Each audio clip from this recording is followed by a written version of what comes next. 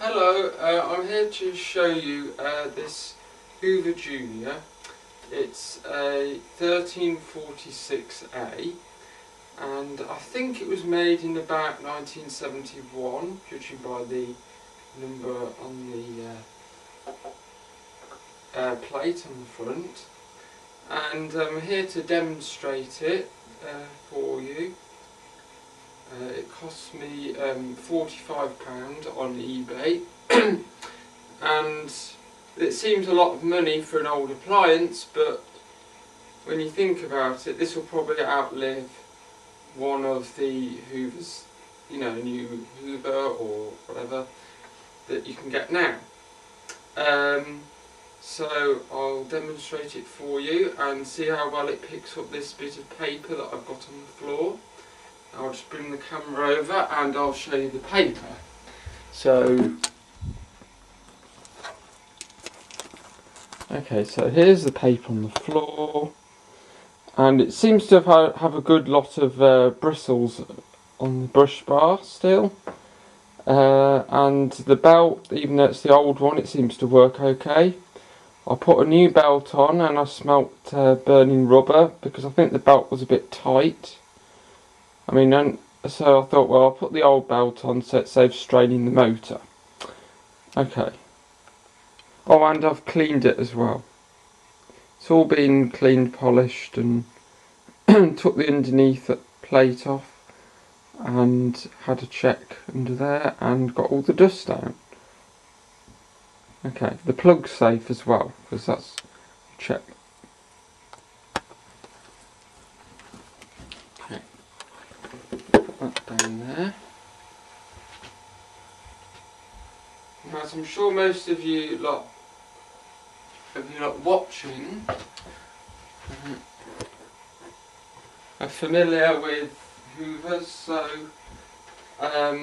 tell me please in the comments if you think this Hoover doesn't sound as it should or whatever.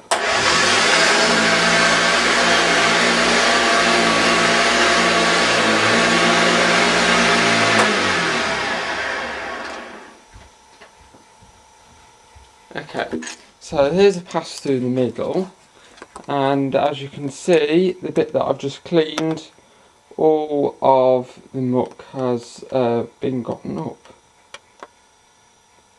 Okay, so I'll just finish off sweeping up the rest and we'll move on to dog hair on the dog's chair. So, let's see how well the pipe does at that. Let's make sure we're in the right position. Okay.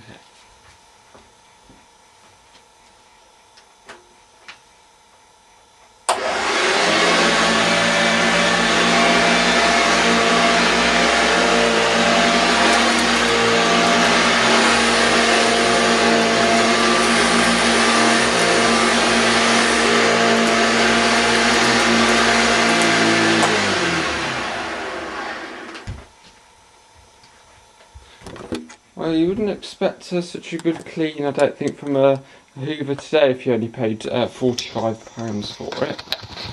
So, yeah, that's quite good. Now, I'll show you the pipe on it now. So, if I can put the camera down here, how to put on the belt lifter and the pipe. Okay, so first you take this off, and then you go over the other side of the room to get the pipe. Right. So, the belt lifter, I think that's there's a tongue there, so you put that in first, I believe, and then that goes on like that. Then you lift it up, and that lifts the belt off the pulley, enabling the pipe to use the suction from the motor. So that goes in, there's like a little prongs there, put that in. I actually had to put furniture polish on this to get it to go in. Okay, so that goes in. And now you have pipe. I don't think we need that on, but the pipe next. Okay, now here is the strange thing about this tool that I got. The pip fitting here is in entirely the wrong place. The pip should be in the centre here, because otherwise when you've got it on the pipe it sits wonky like that, or like that, I forget now. And this is incredibly annoying. I'm going to look on eBay for a replacement tool. I think the bristles, as you can see, we have used this a couple of times since I've had it, and the bristles are in quite good condition, I think, for something that's 45 years old or more. And yeah, I washed it a bit, but I don't want to do too much to it because I think it shows the age of it. Because these appliances were designed to be used. I mean, it's got a bit of scratches and stuff. And I don't see the point in hiding them because this machine was designed to be used. Okay, so now I will put the pipe on the end. Okay, so for those that don't know, it would go on like that, but obviously this doesn't fit quite as it should. So yeah, it does interfere with the demonstration a bit. Now, I'll show you the bit of doggy hair. I don't know how well it shows up, but on this chair you can see there is quite a bit of dog hair. Now, I'll turn the vacuum on and see how it deals with it. Now, from what I can see, it's doing it a bit.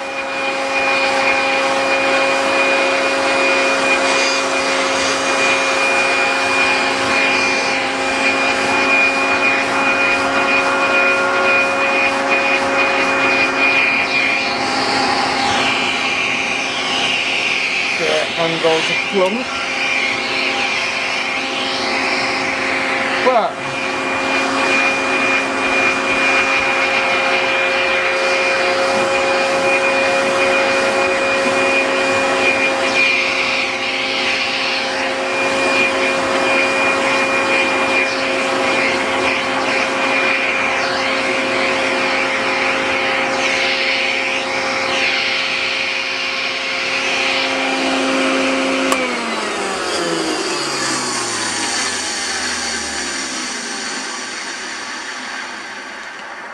okay, now, as you can see, the tool has got quite a bit of dog hair on the bristles. Now, usually when my dad cleans the stairs, this kind of thing happens with our Dyson. But I think this tool is probably not the best to use for getting dog hair off furniture. Although it has got a good portion of it off when you compare it to like the back, which has still got quite a bit. It certainly has got some off, but I think the best attachment for this would have been like a turbo brush, but I don't think they had them back then for upholstery. So yeah, that kind of is the demonstration I was going to give. Oh yeah, and I'll also demonstrate the crevice tool, and I'll see how that compares. So I'll put this down. This crevice tool again is made of plastic like the other one, and it's been well used, as you would expect for an appliance of, like I say. And I cleaned it inside with a bottle brush, and that got most of the muck out, because I think this Hoover had been sitting dormant in a cupboard for about 20 years, because I noticed the bags that I got with it The bag said 97 on it, so I assume 97 means 1997, and the Hoover hasn't been out the cupboard for possibly 20 years, which is amazing because I'm only 23. So there is the rating plate.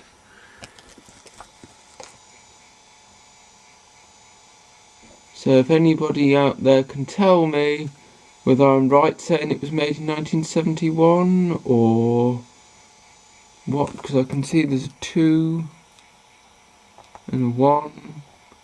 So it's either 1972 or 1971. I'm not exactly sure. So hope somebody can help me with that. Okay, so now I'll demonstrate the cracker stall.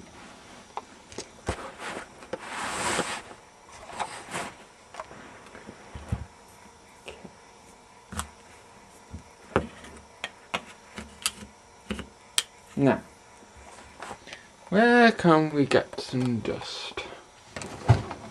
I think down there would be quite good, but I'll leave that and just concentrate on this chair. I think we'll go along the top, no, this edge here, and see how well it does with this edge.